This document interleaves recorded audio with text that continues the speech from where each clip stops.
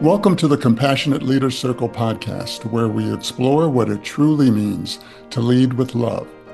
In a world that's moving faster than ever, this is your space to slow down, reconnect with your purpose, and hear about the kind of leadership that transforms lives and how it can do the same for yours too. Your hosts are me, Daryl Brown, Sarah Feely, and CLC founder Laurel Donnellan. If you're ready to grow, question, and to lead with courage and compassion, you're in the right place. I am so excited today to have two women I met at South by Southwest EDU in the coffee line. I have Penelope Barton, the CEO, and Brittanie Bates, the Senior VP of an amazing organization called Crimson Global Academy. I'm very excited to talk to them. I have a huge passion for education and education equality.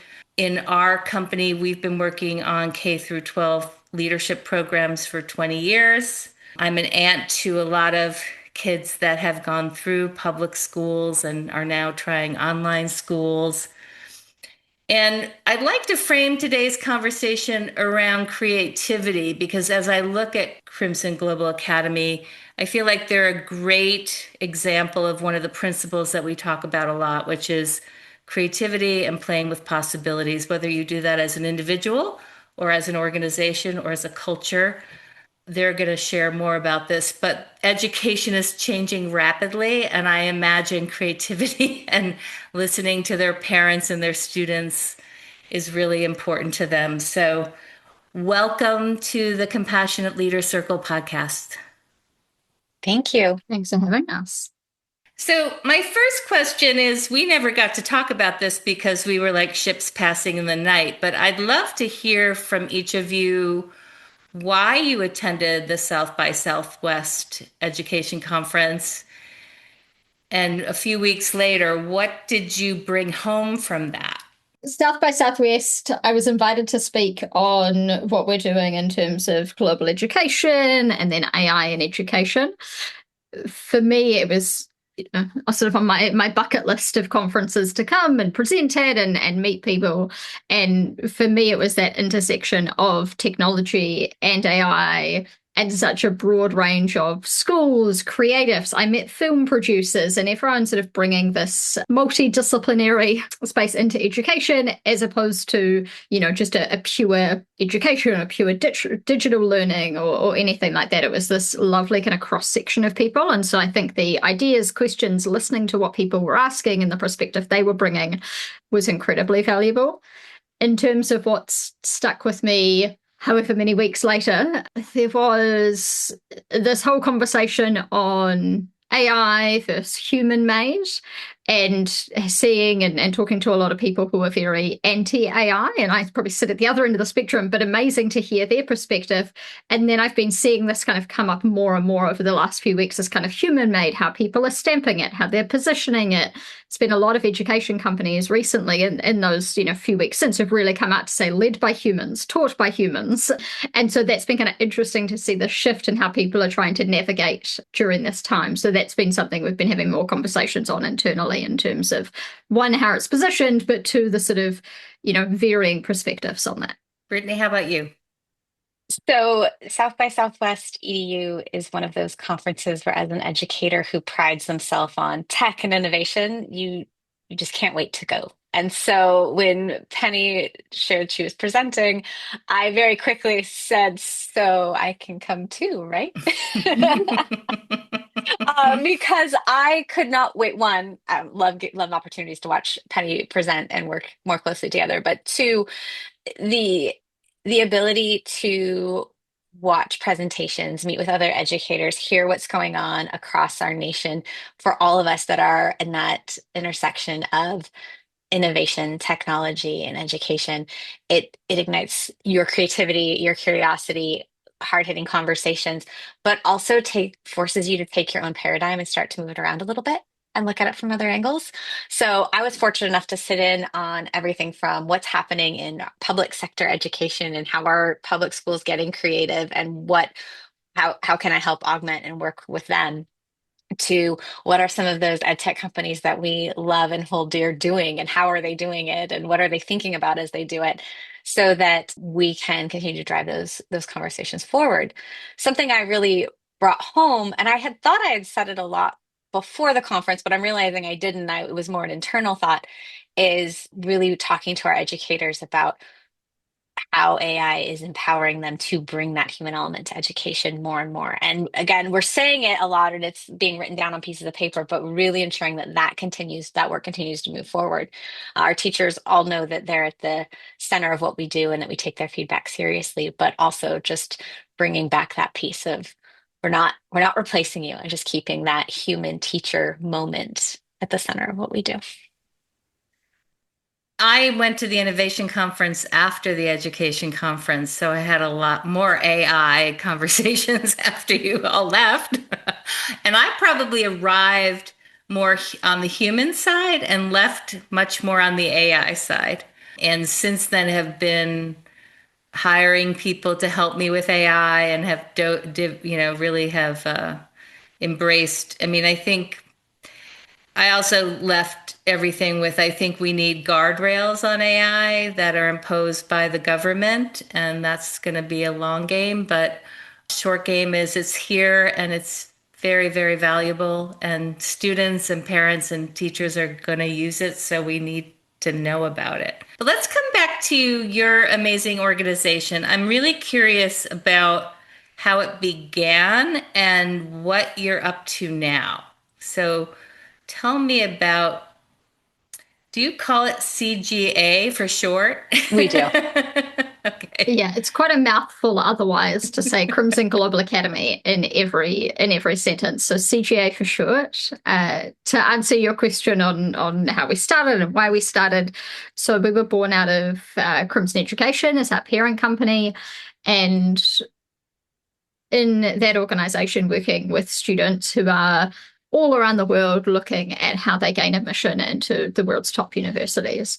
And what we saw again and again is just students that would get to that sort of end part of their journey, and based off their postcode, based off where they were from, dictated what was available to them in terms of their high school, and then the sort of compounding effects that has in terms of what's then available to them on the university side. I mean, students who might be rurally based that outside of boarding school didn't have, specialist teachers nearby. So they didn't get to do, let's say, they didn't get to do physics, or they didn't get to do some of the science subjects, or even on the English side, that was a combined teacher that was trying to do it all. And so we just saw this compounding later on in terms of subject choices, options that were available, specialist teachers, and we went, how might we create a world in which student outcomes and geography are uncorrelated? And so we started originally with the last 2 years of high school and some part-time APs as sort of a supplement for those students.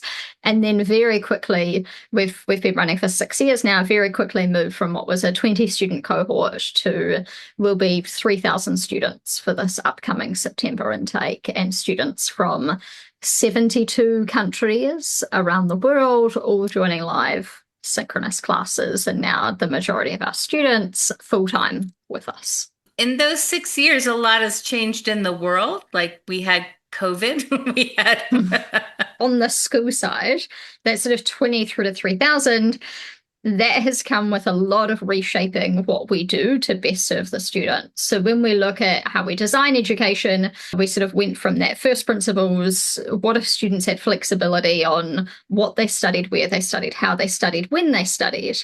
And so that kind of evolved into, okay, we should have multi-curriculum. So we have the US and the British curriculum. They should have group classes and one-to-one and asynchronous, and that's how they study. They should be able to do that.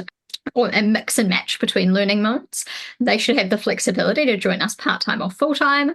And then they should also have that flexibility in terms of time of day that they study. They may want to start their classes at midday and have and kind of bunch them together. They may want to split the day. They may want to run it across 7 days and fewer each day, and it's really up to the student. And so what we've done over that time is just continue to build that flexibility with our students and sort of structurally how they can engage in schooling and design education for them.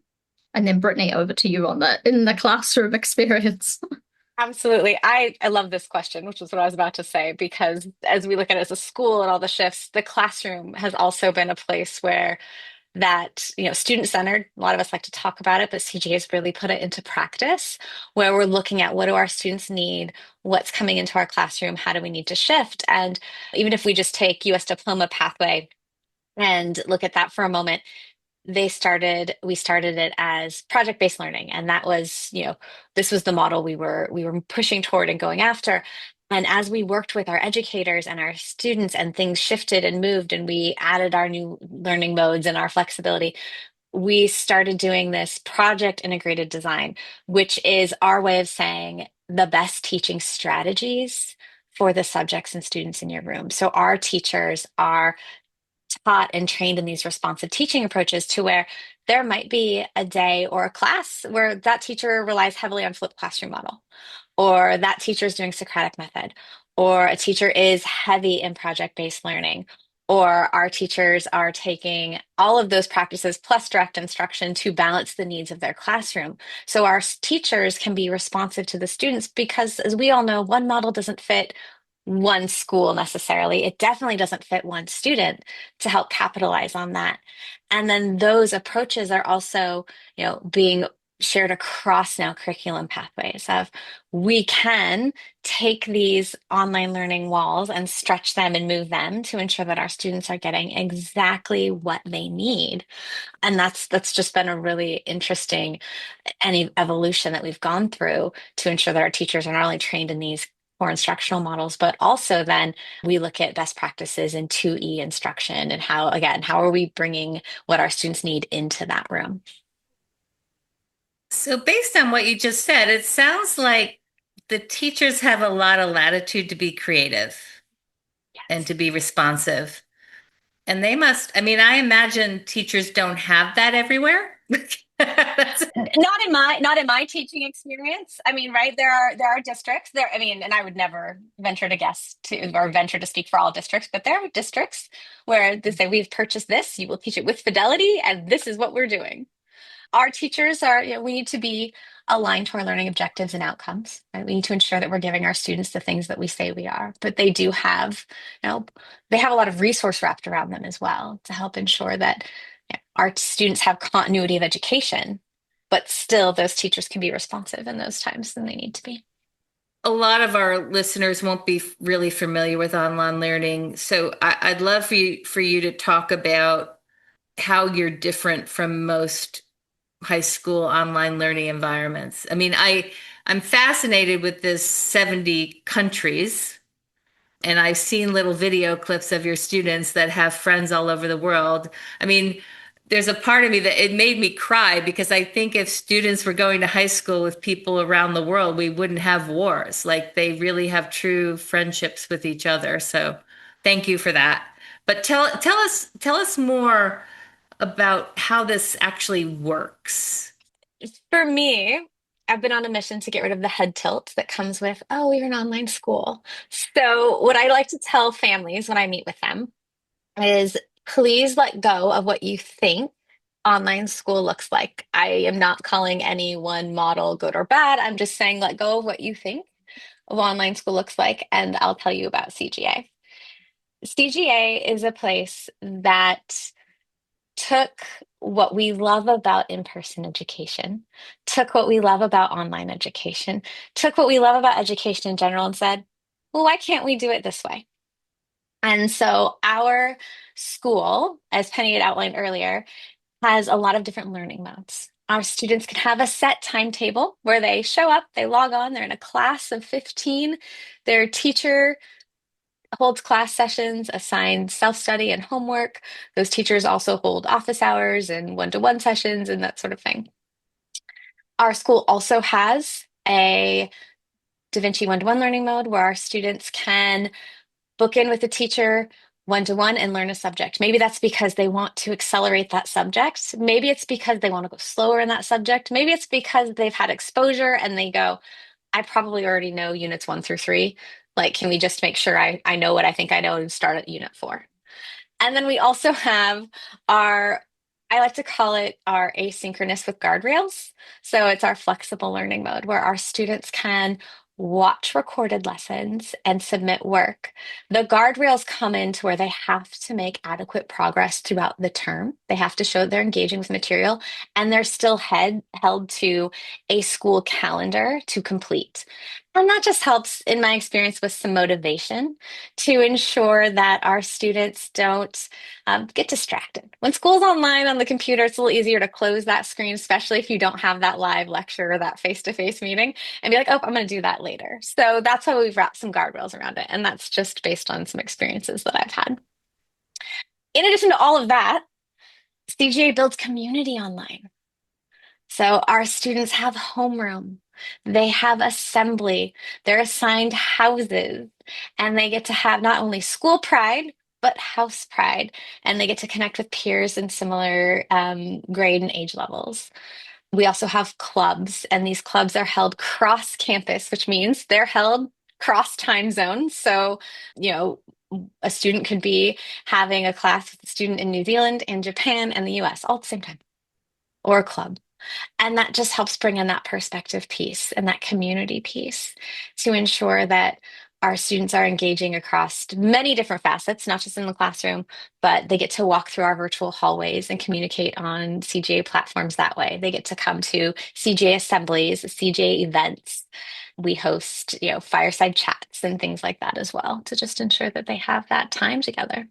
How we're different, and I would love to, similar to Brittanie, sort of remove that head tilt, and for us is really about redesigning what the future of education looks like and how we prepare our students for their future. And so even I'm sure if you come back in a year's time and we do this again, it's going to be completely different, and we'll have some of the core that's absolutely held true, but as our students come in and we evolve our offering to serve them, it will look different again. And I think that's a key piece, is just how quickly we are adapting for the students that we serve.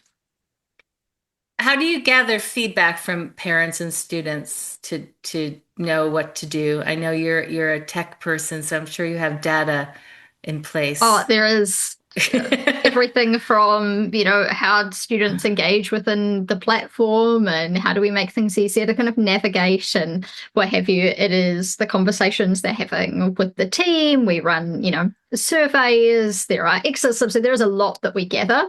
And then looking at that paired with, again, kind of coming back to that human piece, what do our teachers know about these students? And, how does that sort of, where do they want to go? What's motivating them? What's a blocker for them? Like, we've got this information from students and parents, but from a teacher's point of view, like, what is their perspective as well? And sort of marrying all that together to influence, obviously, the teaching and learning side and, subject choice and curriculum choice, and then also the technology we build. So we're going through a huge launch at the moment in terms of we've rebuilt in-house all of our technology. Everything from our student information system through to our learning system, messaging, social interactions, community. We've rebuilt all of that, sort of taking all of this feedback, and then the way in which we've built that will naturally capture more and give students more opportunity to give more real-time feedback as well on that. So very excited. That's launching for our US campus in September. How did you land on 15 students in a classroom? I'm sure there was some thinking behind that as well. Yes, there is. And admittedly, it's very teacher-student led.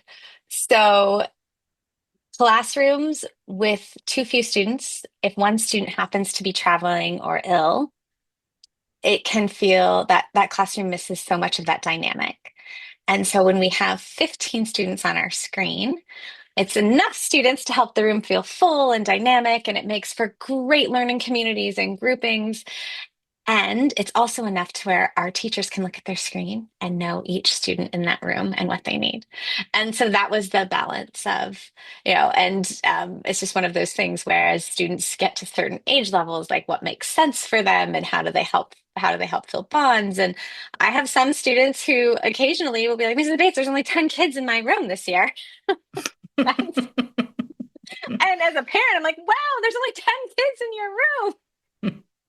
But they like the buzz, right? And so that helps our students not feel like, oh, it's all on me, right? We don't want that anxiety. We don't want that that effective filter to get in the way of their learning. And so that 15 number helps our students feel secure in the fact that they're in a group. And our teachers balance that. How do I know my students and give them that personalized attention? And is this school for kids with all sorts of levels of learning and maybe some learning challenges, or is it just for advanced students? No, we're a school for ambitious, innovative students, and that looks different for everyone. We also want to deliver their just right learning. So we have, as part of our admissions process, we have benchmarking tools. We have ways to help surface where they are. And, no one tool is perfect. It's a moment in time. So there's also gathering of information so that we can get a whole picture of the student. Sometimes we want to meet with a student first to really ensure that we're placing them correctly. So, but we are a place for students to come and say, I'm ready to accelerate, or I think I just need to slow down a minute. And that's okay. I'm curious about what surprises, I mean, you both have backgrounds in other types of schools, right? Like what has surprised you about CGA? Like what are the benefits to the students that might surprise you? What are the things that come out of international classrooms that we might be surprised about? A couple of examples come to mind, and one, common misconception, common question I get when we talk about online is, what about the social side? And that's in almost every conversation I have when someone's new and coming in. And it's funny, you talk to our students, and I was talking to one of our head students last year about the social side, and they found that. And they just looked at me and said, that is not even something we worry about. Like, you do not need to do anything on the social side. And it's funny because I've been, was constantly thinking, okay, how can we improve this? How can we build this? And for them, this is just a natural way to connect. This person's best friend lived in another country. They were saving up to be able to spend time with each other, but they were having, if you think once upon a time, it would be kind of phone calls late at night, and, someone would be trying to kind of kick you off the phone line so they could get it. But in this case, it's, they might be on Zoom, they might be on talking to each other in another way. And so they still have that connection. They form these friendships. And so that's pretty amazing to see that. The other piece is just how creative our students get. And there is that beauty in what can come out, creativity within, in a constrained environment. And the constraint being that everyone has different things around them, and how, art shows up and how media shows up, and all of those physical elements. And so you see with that as a constraint in terms of, I can only use what's around me. That's incredible what they create, and then how they match that. I mean, I've seen students, do part of a piece of work in their hometown, another person do it in their hometown. They're sort of editing this together. They're creating these, beautiful stories, these art pieces, just this incredible creativity. The amount of, music that's been produced from our students and music videos, and how they've edited that and produced it and found students all around the world who have different instruments, different singing. I mean, that's really been incredible what they've been able to create. And yeah, see what they've just been able to go on and do. And I think that, we talked earlier about how we've been able to connect students with their specialist teachers. Some of our art students have done some incredible work, and their art teachers were online in a completely different country to them. We also, if you think about the different perspectives that are getting brought into the classroom. You're talking about global citizenship, you're talking about humanities, you're talking about literature.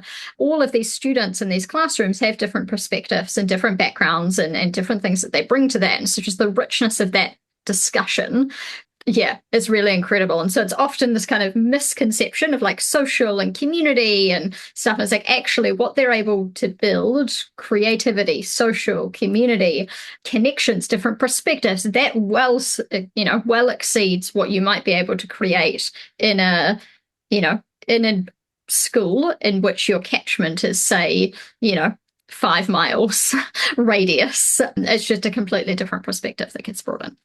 As you're talking, I'm also thinking, like on the social side, there's a lot of students in Cedar Park, Texas, that just communicate through their phones and Zoom with each other often. So, why not have that communication be international? Exactly. And it's, let's say they're in Cedar Park, Texas, and they're, so passionate about astronomy. And there is nobody else at the school who cares about astronomy at all. But suddenly they're online, and it's a real life example of a club within our school is astronomy. Is there is a cohort of students all around the world that are so passionate about that, and so they're connecting on their shared interests and thinking about building friendships, long-lasting communities based off a shared interest rather than a postcode. Just really, changing that perspective. So the amount of student-led clubs, I mean, I lose track of how many they are, but that's been, incredible to see the students really form those bonds around their interests. And Brittanie, you talked about student-centered. So are clubs student-centered too? Like they can raise their hand and say, I'm passionate about fashion and I want to have a fashion club.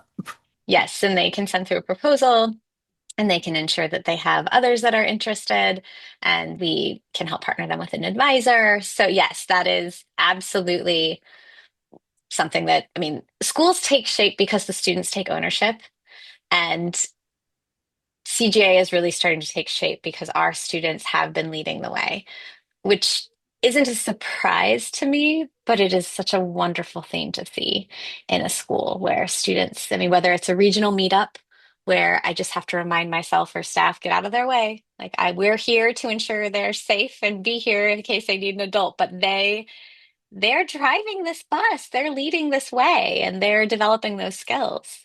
And they get to do that a lot here at CGA, more than I would think in most schools, as far as, you know, what do they want their school to look like? What do they want their school experience to look like? They get to help decide that. When you're talking about regional meetups, is that like a live or Yeah, something online? it is. I Okay. see. I just opened a whole nother community piece. Yeah. I was Yes, like, we hold do they get to meet each other three-dimensionally? they do in real life, in real life, as they say. Yes. And I remember people being worried about it being awkward for them, or do we need icebreakers? And they always are great sports. Everyone I've been to, all the students are great sports and take part in the icebreaker. They don't need it.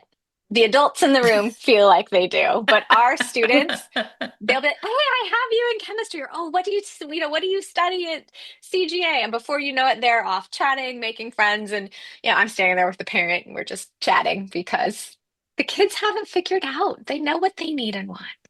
Yeah. I am familiar with one online school that requires parents to be very involved and put a lot of time in. I'm curious about what you require or expect from parents and what you need from them in this environment. I think it's important to say that we partner with families. I think require is the wrong word to put on this. We are a fully functional, supportive online school, but school's coming to where your student is. And so when you do that, it always works a little better when you partner with your school, when you are an engaged parent, when you check your parent portal, when you have these conversations with your students, right? I'd love to see you at monthly parent meeting. That being said, I'm not taking attendance. I don't require you to be there. I want to see you. I want to have that conversation. I want an email if something's not going right, just like your teachers, your students' teachers would as well. Are there parents who sign their students up for class register? Yes. And if that's what works for them and their student, absolutely. If their student is unfortunately, like I said, closing that computer and pushing off to the side, we're going to be knocking at every virtual door we can to re-engage with that parent and that student because that parent has that proximity. And so that's the partnership, right? We want to have that partnership conversation with parents about how do we empower your student? How do we ensure this works for everybody? We also hold parent teacher conferences, and those aren't required, but we would like to see you. We want to have that conversation. We want to tell you what's fantastic about your student, or talk to you about if there's a struggle, or highlight a project. But again, it's a partnership, not a Yeah. requirement. Well, it sounds like it can work for families that have time to put extra time into it, but it could also work for students who families don't have a lot of time. Oh, absolutely. Yeah, that's amazing. I want to circle back to AI. So I'm very curious, like right now, what is the AI policy for students and how are you using AI at CGA as educators? I think when we say the word policy, we think restriction. And when we think about AI, we need to remember that it's technology. And when we think about technology in education, it's often shunned, whether it be a calculator, a cell phone, the personal computer, right? We put personal computers in a computer lab, calculators. I'm still, by the way, advocating students, please learn your multiplication tables, makes life easier. But again, like we shunned as educators in education, we push technology to the side. And I don't think we do it intentionally as educators. I think we get stuck in a mindset of this is how I teach, this is how I'm sure you're learning, this is how I'm sure you're growing. And at CGA, we are proponents of now is our time to shape how we interact with technology, how we empower learners and educators to use it meaningfully. And so our policy here at CGA is let's use technology thoughtfully. Let's teach students how to be safe with it. Let's empower educators to have more of their time back to do the parts of the job they love, connecting with students and ensuring that kids get what they need. And so our policy is not one of stick it over here, it doesn't exist, you may not use it. Ours is a holistic zoom out of hey, now's our time to shape a future for kids. Now's our time to engage in a conversation. It's not a distraction, it's a tool. How do we use it well and in a meaningful way? And how do your teachers use it, or do you plan using it in the future? Oh, our teachers use it in a variety of ways. We offer professional development on it. We partner with others on how to use it, and it's being built, it's built into our in-house technology so that again those teachers can have some time back. There was, and I'm going to lose who wrote it, so forgive me. There's a quote that was circulating not long ago that when AI is used effectively in the classroom, it gives educators 5 hours a week back. And they deserve that and need that. Not only that, but here's what I love about educators and coming from the classroom myself. While I would love it and be supportive if that meant that teacher's going to make themselves a cup of tea and take a deep breath, I know that when we give teachers that 5 hours back, they're giving it to their students in the meaningful way that they wish they could. When I take some of the monotony out of their day or the administrative work out of their day that I can use where we can use AI, they're going to then double down on, okay, how do I serve my kids better? And that's where at CGA we use AI. That's where we really put the time in because I don't want my teacher to have busy work that's not meaningful to students or themselves. I want them to have time to do the real work that human beings should be doing in education. Yeah, I want that for my team and for me too. So We all want that. we're all trying to save time so we can do things that are more fun than, things that are monotonous that machines can do. Is there anything else that I haven't asked you about that you'd like people to know about your company and your approach? So one other piece that comes to mind, I mean, we could have spent an entire hour talking about the AI side and what we're doing on the technology side, but important that community piece is really remembered and known for. I guess the other side of that is that CGA sits within our group of schools. So we've had some incredible success with CGA, and we've since then launched another 4 schools globally, all that serve different students in different countries, and we have physical schools as well. But I mention that because it's when you talked about professional development, we talk about teachers, and when we've been building this incredible network of educators. So now across all of our schools we would have nearly 600 educators within our group. And so what that means from a professional development, I mean, I have 6 principals for this professional learning community that we're creating at the moment. And then we have all of these heads of departments. We have, those that are working on AI, all working with different students, but all very passionate about, the future and what this could look like instead of challenging. So it's been great to not only have this development and strength within CGA, but then also to be part of a group of sister schools all working together with that same vision that they can share and ideate and have really strong development. So that's been maybe one piece that's less obvious if you were to land on the CGA website, is really the strength and also being part of this broader network and testing different approaches and running different pilots and we have one school where really a focus has been on neurodivergent learners and learners with dyslexia. And it built this incredible curriculum. And so now we're partnering that school with CGA in terms of, great, how do we digitize this curriculum and bring that expertise in to provide more layered support? So just this incredible support network around CGA. Brittanie, anything else you want to say about your school or your educators? I think I could spend hours talking about our school and our educators. I love I that think, about you. honestly, just that our educators are at the heart of what we do. And they're a passionate group of human beings showing up every day trying to do what's best for kids and succeeding. And their feedback into our platforms and their willingness to really be a part of something that's continually evolving really speaks to the spirit of who they are. If there's someone listening that's interested in applying to your school, could you just give us some like qualities you're looking for, like for teachers? Yes. So Penny mentioned creativity earlier. We don't just love it in our students, we love it in our teachers.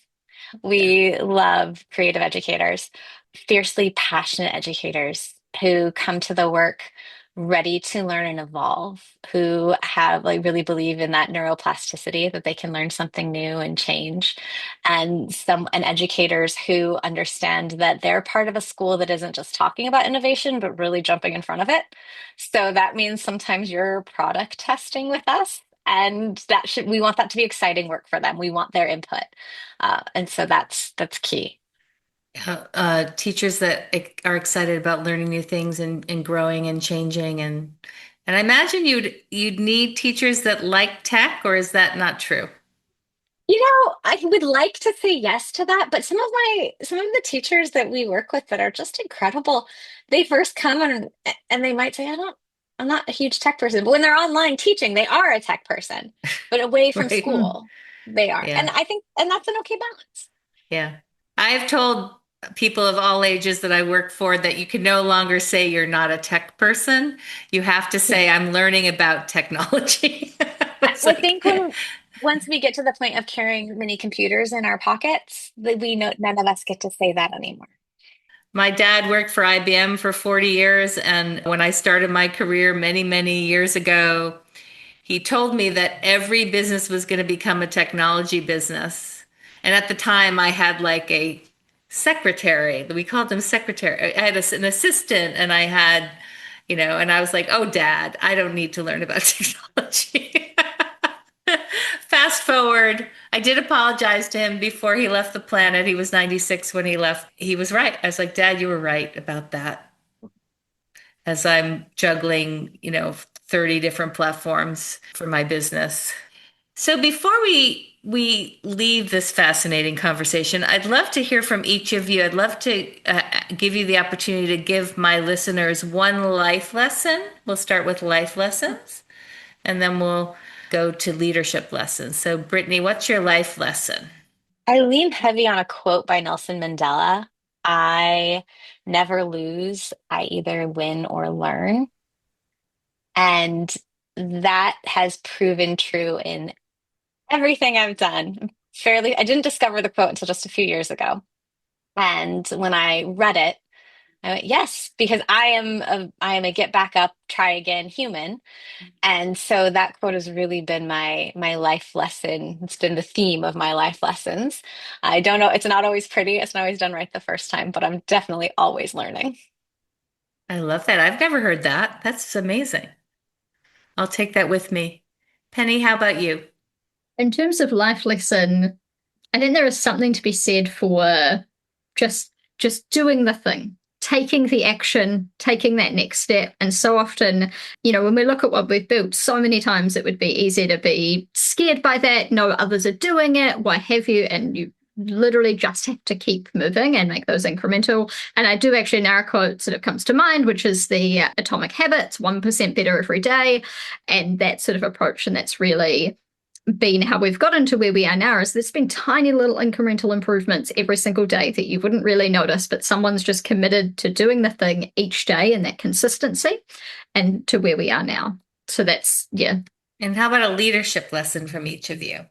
I think leadership is one of those things that teaches us every moment of every day if you're open to it. I think I'm going to lean heavy on Brene Brown right now because I'm a huge fan of her work and her Dare to Lead, where she makes you choose. She doesn't make you, but in the book, it makes you choose two words to describe like your core values. And mine, despite my want to change them, no, I don't know why I want to change them, have always been care and courage. That's because I have found that if I am courageous enough to say the thing, and I always take care of the people I'm charged with caring for as a leader, everything else tends to work out. And that is easily like my favorite like leadership lesson that I have learned over years of leading humans is that if we can really lean on care and be courageous enough to do the thing, we can get to the end. It's hard not to pick a like Brene Brown quote or something there. And so like I agree and would normally kind of default to what Brittany has said, but I guess to take it in another direction so we don't sound completely the same. We've got quite a large team now, and prior to this, been leading quite large organizations and schools and teams before. And one thing that I find, if you kind of look on the negative side of culture and you look at maybe toxicity or power imbalance or what have you, and you look at all of these, and time again, what you see is just this gap of information. The people do not have context in terms of how to make decisions, how to do their roles, where the organization is going. Like you see this a lot. And so from my side on the leadership side has always been to be as authentic as possible, but that authenticity comes from being as transparent as possible. As soon as I can share something, I will share it. I don't, care who is in which role or what level or anything. Everyone needs context to make decisions, to know what's okay and not okay, to build the thing in the classroom. You need to know, what else is going on. And so for me, it's always been about my leadership lesson is, I think there is something from I think it was Patty McCord sort of in the Netflix. It's like in the absence of information, people make up their own. And so I've always leaned towards the like share, over communicate, and to do that in a way that is uniquely you. People get a lot of my blooper videos or random musings on things, and again, it just all builds a picture so people have that information. Yeah, transparency creates psychological safety, right? So when you have a boss that shares things with you and doesn't wait, you feel safe, which is wonderful. What is in the future for CGA and online education? Look into your crystal ball and give me a couple of ideas for what we can expect from you and others. Broadly, when you look at the sort of macro trends, as online education is continuing to grow, people are really looking to that as a strong option, not an alternative, an option for them and for their family, and we will expect to see that. What will be the standard expectation, though, is this true personalization, and not personalization that is a buzzword that's been in education for forever. Every single thing that students interact with these days is largely personalized, be that everything from, and not saying this is a good thing, but from, the videos they might see online through to, or actually how they engage with any of their, if they're on Roblox or anything, the games they see, they're all very targeted to that person.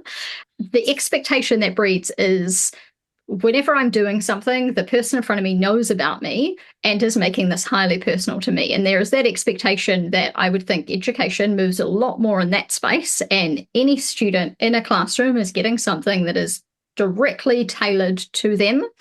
And that will become, I think, the baseline expectation and what we've been building towards, continuing to evolve. But I think that's just going to be one, online is the option and a very strong option. But then you're in this online space and just it is highly, highly personalized. Everything from the moment you log into the classes you do, how you do them, when you do them is just completely for that student and that family. And that will be the norm. Well, I think you're already doing a lot of those things. I'm really impressed and amazed of how many options you give your students and your teachers. It's really impressive. I'm so glad we had this time together. And how do people learn more about you? CGA.school is our website. You're welcome to connect with me on LinkedIn. Happy to chat about CGA anytime. We also have all the socials, which we can give you for show notes. I feel like rattling those all off might just take up space. We'll ask you for those for show notes. And thank you both very much for this time. I appreciate it. I know you're really busy, and I will circle back with more conversations to be had together. Look forward to it. Thank you so much, Laurel. Thank you. Thanks for listening to the Compassionate Leader Circle podcast. It means so much to have you here with us today. Every episode is an invitation to grow together, and we hope today's insights stay with you long after this conversation ends. Be sure to keep an eye out for our next episode. We've got more inspiring stories and practical lessons on the way. Learn more about our community of change makers at compassionateleadercircle.com.